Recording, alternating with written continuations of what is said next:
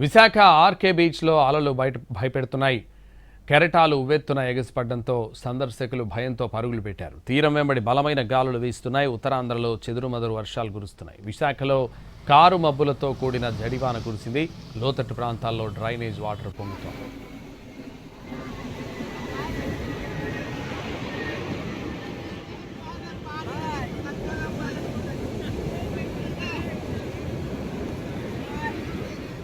విశాఖలో వాతావరణ పరిస్థితులపై మరిన్ని వివరాలు మా ప్రతినిధి అందిస్తారు. ఆంధ్రప్రదేశ్లో మిశ్రమ వాతావరణం కనిపిస్తోంది. ఉత్తరాంధ్రలో వర్షాలు కురుస్తుండగా దక్షిణ కోస్తా రాయలసీమల్లో ఎండల వేడి తీవ్రత కానీ ఉష్ణోగ్రతల పెరుగుదల కానీ స్పష్టంగా నమోదవుతుంది. మరోవైపు తీరం వెంబడి బలమైన ఈదురుగాలు వీస్తున్నాయి. గంటకు 60 కిలోమీటర్లు పైబడిన ఈదురుగాలు వీస్తున్న కారణంగా అలల ఉధృతి కూడా పెరుగుతోంది. విశాఖపట్నం ఆర్కే బీచ్ వంటి చోట పెద్ద ఎత్తున అలలు ఎగిసిపడుతున్న వాతావరణం ఉంది. ప్రస్తుతం మనం మ్యాప్లో చూసినప్పుడు కూడా ఇదంతా కూడా సముద్రంలో కురుస్తున్న వర్షాలు కానీ వాటికి సంబంధించిన మ్యాపింగ్ కూడా మనం చూస్తున్నాం. ఇక వచ్చే 5 రోజుల పాటు వాతావరణ పరిస్థితులు ఏ విధంగా ఉండబోతున్నాయో తెలియజేయడానికి విశాఖ తుఫాను హెచ్చరికల కేంద్రం సీనియర్ అధికారి జగన్నాథ్ కుమార్ మనకు అందుబాటులో ఉన్నారు. సార్, ప్రస్తుత వాతావరణ పరిస్థితులు ఏ విధంగా ఉన్నాయి? వచ్చే 5 రోజులు ఫోర్కాస్ట్ ఎలా ఉండే అవకాశం ఉంది?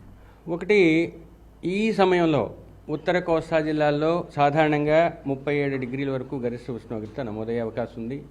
దక్షిణ కోస్తా రాయలసీమలో 40 నుంచి 42 డిగ్రీల వరకు సాధారణ గరిష్ట ఉష్ణోగ్రతలు ఉండే అవకాశం ఉంది. గడిచిన 24 గంటల్లో రాష్ట్రంలో ముఖ్యంగా దక్షిణ కోస్తా ప్రాంతమైన జంగమహేశ్వరపురంలో 44 డిగ్రీల గరిష్ట ఉష్ణోగ్రత నమోదైంది.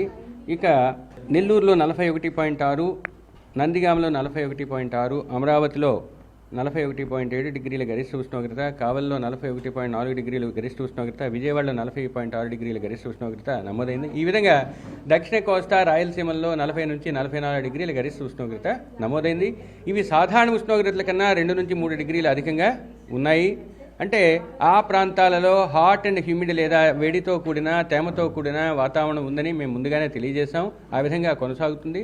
కానీ కొన్ని ప్రాంతాలలో అనుకూలమైన వాతావరణం ఉండడం వల్ల ముఖ్యంగా ట్రఫ్ లైన్ లేదా ద్రోణి మరియు విండ్ డిస్కంటిన్యూటీ లేదా వార్మ్ ఎయిర్ అడ్వెక్షన్ ఉండటం వలన మీకు ముఖ్యంగా కోస్తా జిల్లాలలో కొన్ని 1-2 చోట్ల ఉరుములతో కూడిన మెరుపులతో కూడిన తేలికపాటి నుంచి మోస్తరు వర్షాలు పడుతున్నాయి.